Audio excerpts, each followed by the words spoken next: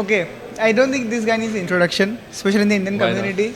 I think almost all of us, including me, are first IRL exposure to crypto. That okay, there are people behind the scenes, there are real people who are involved in the community. Is somehow in this way or that has been the exposure came via Devfolio or ETHIndia. You were seeing the man who has started it all. Uh, Welcome Denver. I think we just met recently, I think 2-3 months back. Yeah. Like I heard about him a lot, and it was really good interactions we had. And I personally learned a lots of things from you, your insights, your experience, and your humbleness towards instead of knowing things and how you give people the bandwidth to understand, know their opinions, and then share what you know. Like this is what you mean to me basically, and like really thank you for everything you did till now, starting with Devfolio with India in a country where operating in crypto Web3 is not an easy job. And I think now Devfolio is kind of a go-to tool for every Web3 hackathon, and now you guys are doing crazy work with Anthropic, Replit, and I think Lightspeed and everything. I think kudos to all these achievements. I just want to say, I think almost all the people who will watch the episode will know. What it feels to be Denver at this moment, because you have achieved certain things, you are at some space. This is, I think, a figure out stage for all of us in various ways, but how Denver as a founder is feeling, and how things is planning for the next phase. Yeah, I mean, first of all, like, how does it feel to be like me in this position? Like, I think like the best feeling is that when you see that something that you played a part of has sort of become bigger than you, right? Like when we started off with ETHIndia, the community was really small, and over the years we started doing events. Like the first ETHIndia was like 200 hackers in 20, and once like after COVID, when we came back in 22, it was 2,000 hackers, right? And then the movement became bigger and bigger, and now here we are at ETH Mumbai. So ETH Mumbai is a completely organic sort of community that has taken place, and it's great to see that more people are also joining in to the mission, right? To independently taking things up, and it's glad that we could come a little before and like maybe provide some sort of framework. And be useful in that sort of sense. But yeah, like for me, the biggest success, everything leading has led up to Devcon in India. Yeah, that's what I'm super excited about, because it's going to be like an event with many firsts, right? So that's what I'm most excited about. I'm kind of proud that I could play some small part in having Devcon in India. I think almost all the people here who are here will watch this podcast eventually. As I was mentioning, have been interacted with Devfolio or ETHIndia in some capacity. Either that's their first event, or that's their first place where they have hacked at a scale, or they have used Devfolio as some sort of platform. So as you mentioned, now leaving back all those experience and bringing kind of Devcon and playing a small part in it feels great and feels nice. How the journey has been for you in that way? Because as I was mentioning, because India, yes, builders, developers, lots of things are there, but are we the most crypto-friendly nation and what? I don't think so in my experience. I think the previous few editions where I have been a part of the Devcon, like Thailand, Argentina is a place where we can actually pay using crypto. I think Thailand also, I am not aware of the recent metrics, but it's at least way lenient than how things are in India. And I think UPI as a mechanism is not available to those nations. You have to ask me that one of the key applications of crypto is this fast instant payments and settlements. We already have that in the form of UPIs and everything. Now we are going global with that also. So with all these constraints, bringing Devcon, bringing Ethereum, the entire crypto ecosystem to India is no joke. It's a huge role to think. What are the challenges you faced, some blockers and hurdles you faced, and how it and how you overcome them? How was your experience of going through that and eventually make it happen? Yeah, I wouldn't. So okay, I wouldn't say that there were so many challenges. especially with hosting crypto events and everything in India, building the community. In fact, one of the key reasons we were able to do so and why we gravitated towards crypto was because the community was so open, right? In crypto, like it's one of the few technological spaces where like I think everybody in the mission is super aligned, right? So things move much faster. So if I see like just to digress a bit on hackathons, the whole thing, like in 2014 and stuff, there were these Web2 companies who were interested in sponsoring hackathons, right? Like Google, Twitter, and all of these people were sponsoring hackathons, and we used to organize hackathons. But after a while, they realized that developers are going to build on them no matter what. Then they started moving into a more corporate sort of culture, more closed out. But in crypto, because the centers of power, it's not like the company is based in US, in US, and it's taking top-down decisions. Everybody is a more equitable part of this sort of company or projects. So people from India also had a lot of say in these things, right? And so that's why decisions could move faster. That's why we could also organize these community events. I'm trying to organize events in AI also, but for AI, people are only taking me seriously now because I've already built in a lot of reputation, right? Crypto was easier to get started. If you were hardworking, it was easier to go around in crypto, right? And of course, like getting Devcon to India is another matter because I think India was historically underserved for many years. Like I think Devcon should have happened much sooner also. But it's great that finally, like the Ethereum community realized that there is much more value in getting Devcon, and that's also because there were so many, like we as a community made it undeniable. There was ETHIndia happening, there is ETH Mumbai, and there are so many communities across India, right? Like if I bring down and talk about each region, I'll find like so many Web3 communities, right? So all of them played a part in bringing this one, right? I think the harder part probably is already done, right? In making the decision to bring Devcon to India. The harder part that we as Indians have to fight little towards, we have a little bit of an image problem, especially in Web3. We need to show that we are, at least the people who are here, they are all here for the tech. Nobody is here just because they want to make a quick buck, right? Which is what a lot of Web3 is seen as, and what a lot of perception of Indians in Web3. Hey, like, you are just here to sort of increase the numbers on my Kaito leaderboard, or like India is just a place for farmers, right? And pumping up metrics. It's not that. There are people here who are genuinely interested in the tech. And that is a kind of audience that we are really interested in, and that's the Devcon is going to the biggest gathering of such kind of audience. I think Denver, one thing, as we are discussing, you are kind of assisting the Devcon team in some way Yes. to make it happen. I think I had a chat with Ornella and had a chat with Candela also. I think they were that they are really singing your praise that Denver made us happen, this thing and that. Tell us your role and DevFolio's team. How you are assisting Devcon to make it happen, and what are the things? There are a bunch of things like Road to Devcon. There are other avenues. How people will get involved in the process, and how you can play a role to maybe assist them, guide them, and make things happen. Sure. I mean, talking about my personal role, I help them with scouting the venue and like just figuring out the way.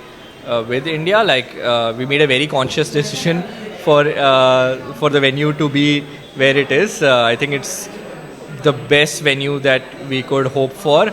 It's, in my opinion, it's at the Geo World Convention Center, and if you have seen it, I think it's truly world class. I was telling people, even I was in a trip recently to US. I was there for ETH Denver and a bunch of other events. But everybody I met, I was like, it's gonna blow your mind. Like the venue is so amazing and it's truly world class. So I'm very glad that we could settle in that. Of course, like help with all the on-ground stuff, like nitty-gritties, advice on that. Coming to what people can do further, like Devcon is not something that of course, there is a plan for sure, right? There's a framework. We know what a bunch of stuff that's already going to be directed by the Ethereum Foundation. But there's a lot of community participation that's going to be there. So there's going to be community hubs, which I'm sure Arnella must have mentioned about. There are going to be many more ways to get involved. You're going to need a bunch of army of volunteers at it. And more interestingly, something I want to highlight is we're going to launch something called a Road to Devcon program, right? What that means is that like we want communities to self-organize their events around Ethereum. And the inherent nature of Ethereum is permissionless. So like nobody can stop you from hosting an event of Ethereum, right? And you do not need some sort of permission from some central authority saying that, oh, I recognize you as an official event. You can just simply start doing that. But this year, we are going to sort of want to spotlight some more events which actually promote Ethereum. So if you host an event in the lead up to Devcon and it is Ethereum themed, we can definitely help with visibility, right? And listing it out on our socials, on Devcon socials, in other channels that we'll create for it. Plus, we'll announce that soon, but you can also get a grant of up to $500 to do your events. Now this grant is per event and per community. So obviously you'll not get the whole amount every time. It's good to be conservative when you're applying to that, but we want communities to self-organize these events. And like the monetary help is just to help with the logistics. With visibility, we are definitely going to help, right? So that's one way to get the community you involved and be like tell more people about Devcon, because it's going to be such an opportunity. There's something that when you truly think it's great, right? It is sort of your job to tell other people who you think it can add value to, right? And so that they can come and join the event, and it might just be a life-changing experience for them. Awesome. I think as one thing, I was asking you again that, there is this Devfolio platform and you guys still hold the ETHIndia brand at this moment. And how those things are going to, play a part in this grand initiative? How are you thinking for that? Yeah, so ETHIndia has been like a series of events. So we have done hackathons, fellowships, grant programs. Now largely ETHIndia was done by Devfolio. Like for the in-person events, we used to collaborate with ETH Global, which is an independent entity also. But now we see the ETHIndia brand also coming back and giving back to the masses. Like we did as much as we could, right? So like I also consider ETH Mumbai also part of the same ethos, right? So ETHIndia's now mission is evolving towards even supporting many more community programs and making it part of it. ETHIndia itself, we will figure out some way to meaningfully integrate with Devcon. Like it doesn't make sense for me to host another separate event at some separate event point of time. Rather, just the CTA being Devcon is just much more interesting. But what we'll try to do with ETHIndia is have a strong representation of India-specific causes at Devcon, right? So that's going to be the focus. I think one thing you touched base on is ETH Mumbai. I think ETH Mumbai is, as I have also seen the team kind of 2 years back. They came together and they made it at a place where the culture is not there of maybe crypto and tech. Maybe Bangalore, things are different and separate. But I part good friend of mine, yours also, and I have seen you guys talking. They have seeked your help. What will be your like they have done a great job, but what will be your analysis of their entire grit and commitment to that thing, and what will be your some few words if you like to say to the ETH Mumbai team how they make this happen? Like I know, so some things that they have done an exceptional job at, right?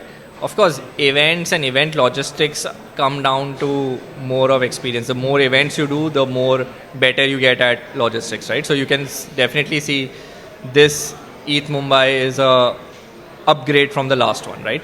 The last one was also like very close knit and nice, but this is definitely a big upgrade, right? But what I liked was that how they made a lot of people part of the process. I'm a big fan of their MIP sort of thing, where they used to host these small Co-working booths. co-booking booths, and like Mumbai, they call it Mumbai in progress, right? So where people can come and also talk and contribute. Okay, what are ETH Mumbai's plans, and then help shape the event, right? And so bringing the community together and rallying together, I think has been a delight to watch. So that I think they have done an exceptional job at. And even with the event, like it's super nice here, and solid set of talks so far. I'm excited to see what comes up next. Awesome. And before we wrap up, one last question is, things have quite a changed as we started this discussion on, be it crypto, be it AI, but for good or maybe something a little bit scary on that front. Okay, AI is there. It's kind of changing a lot of industries, if not obliterating them. Things will obviously be there, but it will change. Maybe coding, maybe existing platforms, maybe everything.